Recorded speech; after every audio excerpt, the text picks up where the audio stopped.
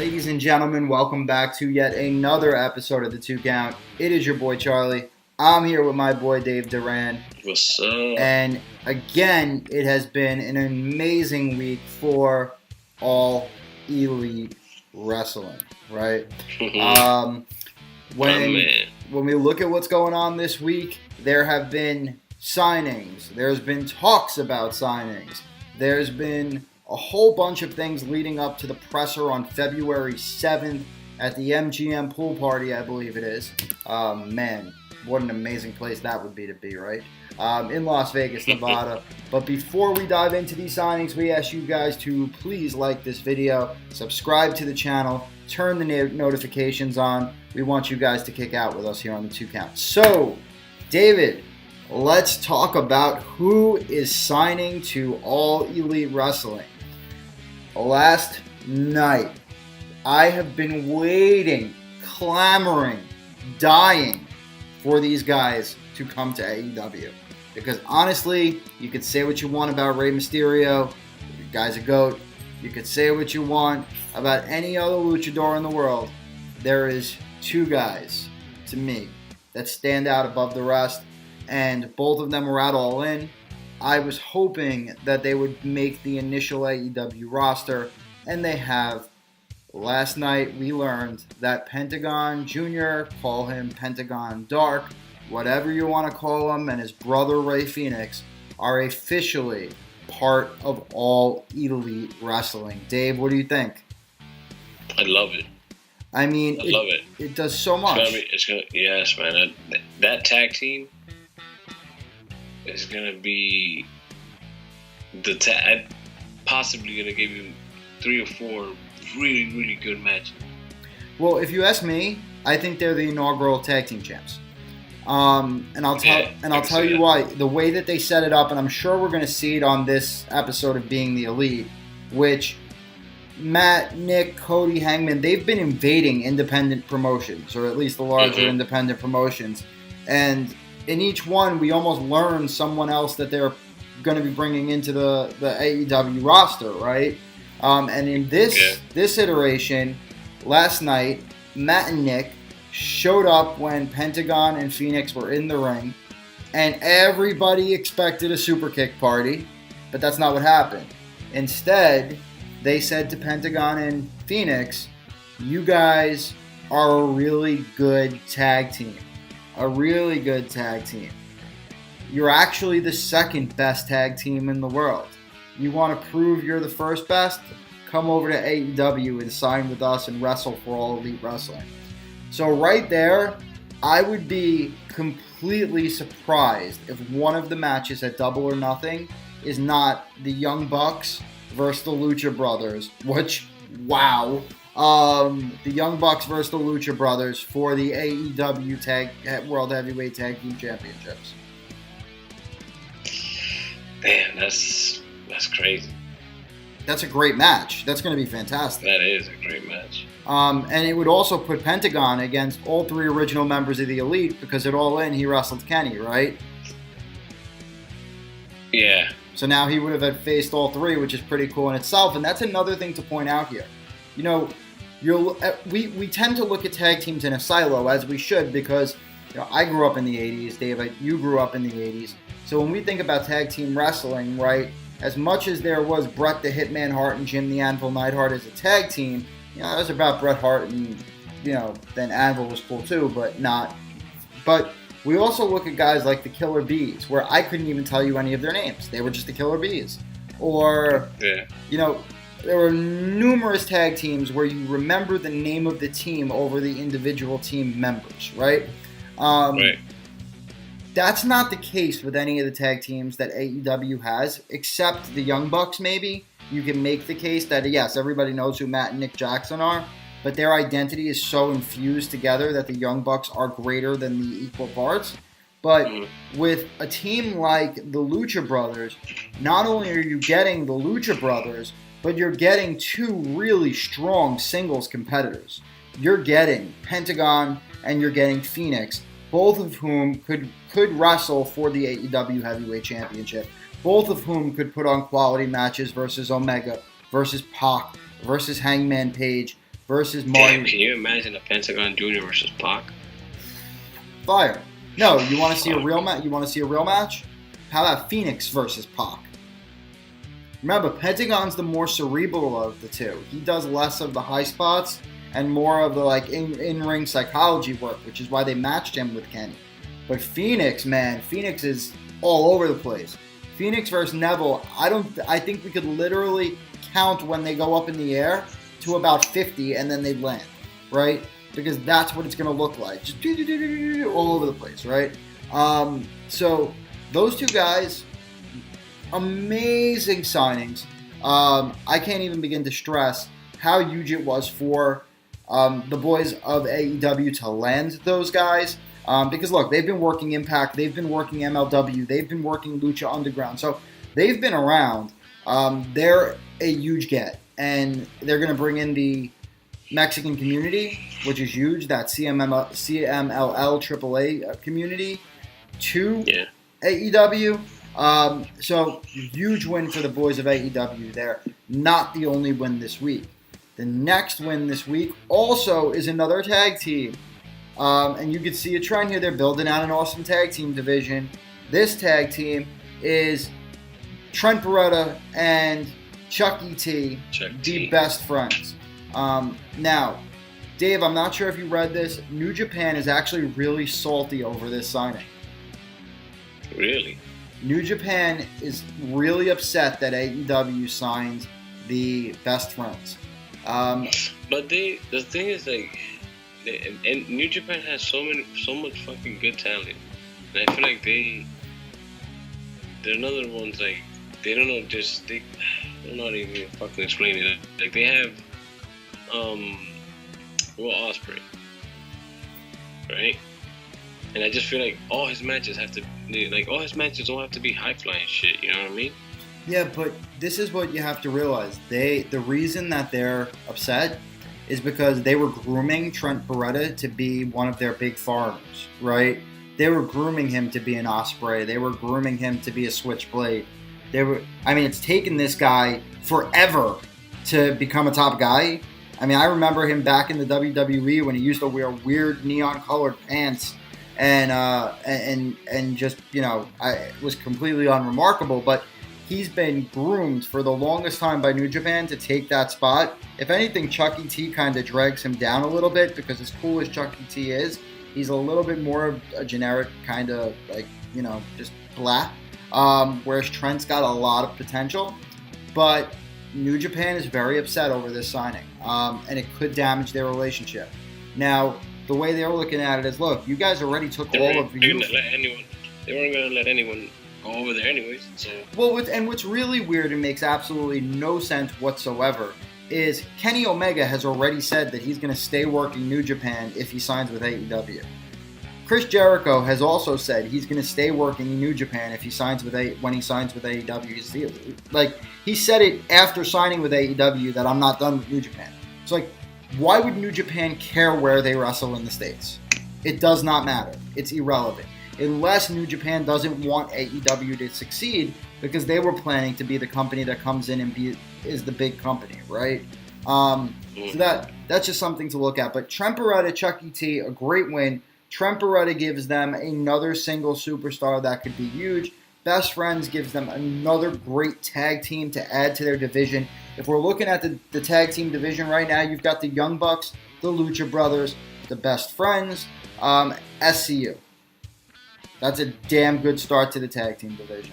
That is a good good division. Not to mention you could throw Cody and Hangman together as a team. You could throw Cody and MJF as a team, right?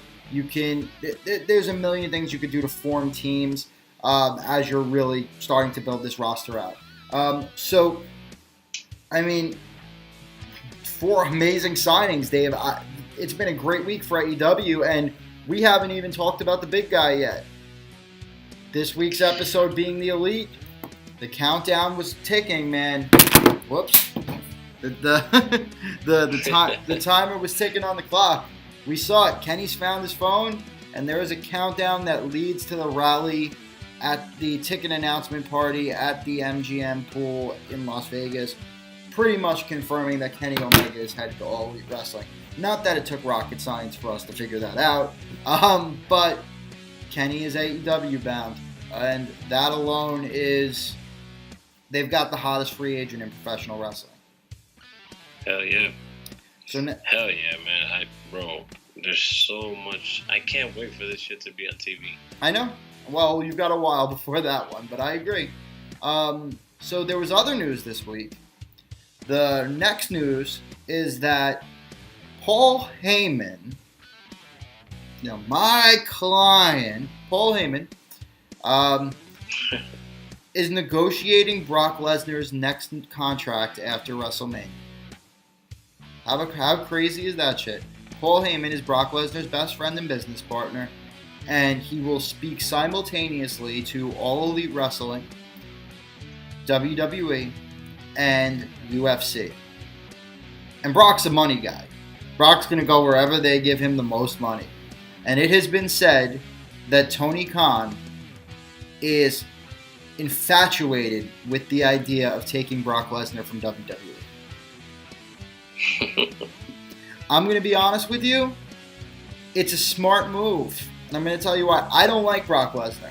I don't. I think for WWE episodic programming, he's ridiculously a poor signing. Because you need a champion that can show up on TV every week when you have an episodic program. But guess what? AEW does not have an episodic program. They don't have television yet. It's coming, but the level of commitment that will be needed is much smaller. Lesnar will be shown as much as every other talent on the roster. So, right. If they sign Lesnar to a one-year deal, which is all Lesnar will sign anyway, Lesnar doesn't go past a year, right? He helps build credibility for their brand, and then they can cut him, right? Think of the waves they make in the wrestling community if Brock Lesnar signs with AEW. They don't got to make him they don't got to make him the champion. Give him a match versus Jericho. Jericho's already been calling him fat on Twitter, trying to poke at him. Jericho's been on rare form, man. He's like the beast right now. I can't even see him. I know he blocked you. I know. I don't know why. I didn't even say anything right. Chris, if you see this, buddy, don't make a ripple effect. Please don't block me. Please unblock Dave. He didn't do anything wrong. Anyway, so Jericho. So Brock is a brilliant move, and if they could bring him in, you give him one match versus Omega, one match versus Jericho. You have him maybe beat Jericho, put over Omega, beat Cody, beat Everett, really just to get Omega to be the same level of crossover star that Lesnar is. Because is Impact going to let their stars go there to wrestle? Not as of yet. Impact and Ring of Honor are. I've heard that. Listen. Jericho's great friends with Scott D'Amore and Don Callis. He almost signed with Impact Wrestling, so I think that that's definitely something that could be open to dialogue. But also, you have to look at it from Impact's point of view. It's real competition in the United States, and they're trying to build up a business too.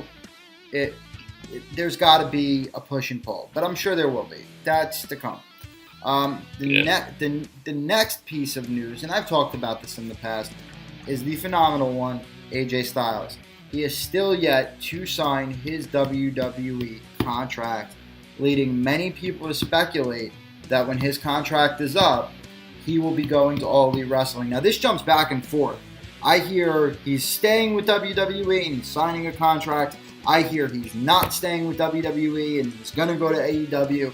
This one is the biggest wild card out of all. I think Brock goes where the money goes.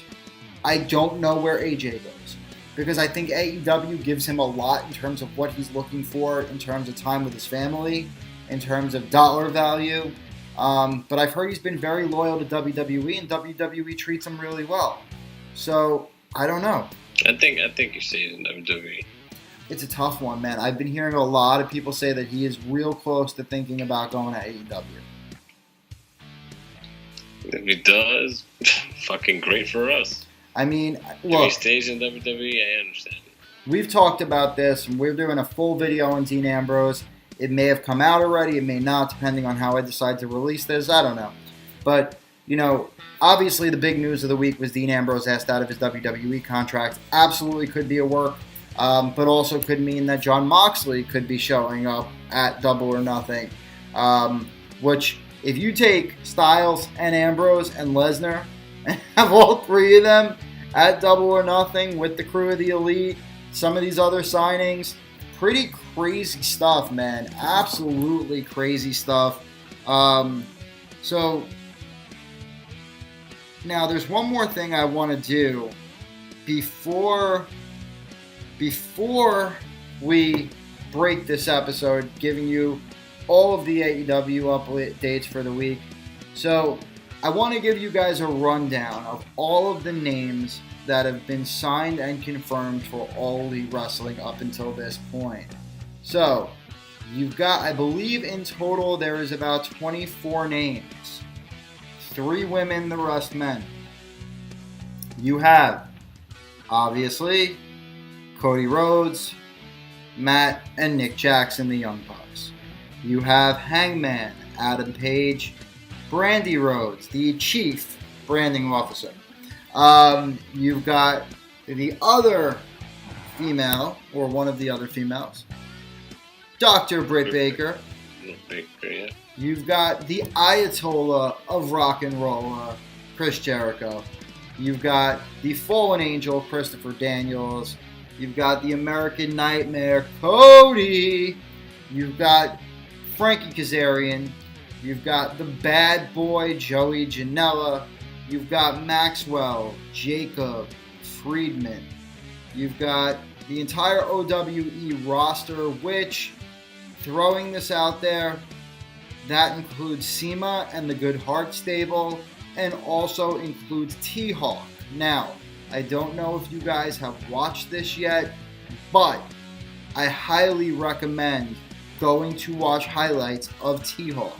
The man is like the Chinese version of Kenny Omega. I am so impressed by him. Highly recommend you check him out. You've got Pac, aka Neville. You've got Penelope Ford, who I predict will at some time be a world champion. You've got Scorpio Sky. Just don't mention Snickers around him. You've got Jungle Boy, who is Luke Perry's son. You've got Phoenix. You've got Pentagon Jr. You have Chuckie T. You have Trent Baretta. And you also could potentially have Jon Moxley, Brock Lesnar, AJ Styles. There's one more, Dave, that we forgot to mention, though. Somewhere in the cracks, this has fallen through in both my talking and with all of the big signings that we've talked about. Hideo Itami asked for his release and was granted it from WWE. Now, this is another one where people are going to be like, okay, who gives a shit, right? But if you know... You watch and see. You just wait. What do you think? The GTS was CM Punk's move? Half of Punk and Bryan's movesets were stole from Hideo Itami's movesets in Japan. I know, yo. Kenta is reborn. Hideo Itami has already changed his Twitter name to Kenta the day of the announcement. He is now free to sign with anyone. The question becomes, does he go back to Japan, or does he give it a second go here in the United States and try to get back at the McMahon-Helmsley dynasty and join with All Elite Wrestling? Time will tell. Dave, any final thoughts?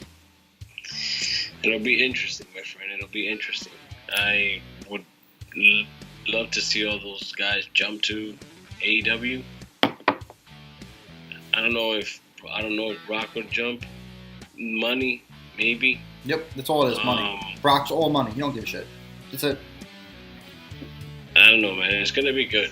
It's going to be great. Great signings for AEW, but where would that leave WWE? You know what I mean? It's scrambling. To figure out how to really actually make a superstar for once. Yeah, man. So my final thoughts on the matter, guys. We're going to learn a lot more this week. February 7th, MGM Grand. They will stream it online, I'm sure. We will hear something about following Brandy Rhodes on Instagram. So check it out. We will come to you the night of the event. We will give our thoughts, regardless of anything, whether it's me and Dave, Dave and Kyle. One of us will be here to give you our opinion on the rally and recap it for you. But until next time, we ask you guys once again to please like this video, subscribe to the channel, press the notification buttons. Until next time, you'll have yourselves a great night.